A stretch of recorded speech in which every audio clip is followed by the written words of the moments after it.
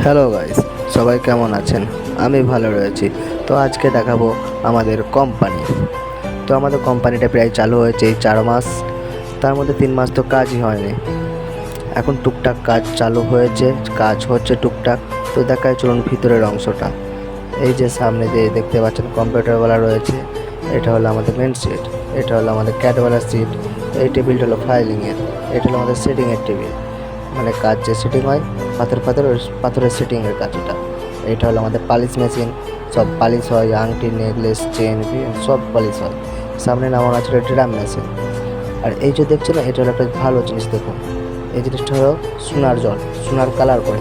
যে মেশিনটা রয়েছে নিচু, মেশিনটা হলো অপারেট করে সোনার কালার করতে।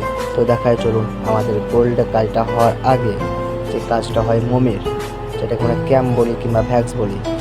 ক্যাম আলাদা, ভ্যাক্স আলাদা। এটা হলো আমাদের ক্যাম্প পিস। দেখুন ক্যাম্প পিসের কাজ চালু আছে, রানার লাগাচ্ছে, সাইডেও কিছু রাখা রয়েছে। যখন গোল্ডের কাজটা হয়ে আসবে তখন আবার আমি আপনাদেরকে দেখাবো কালকে। তো চলো এখন তাহলে, টাটা, বাই বাই।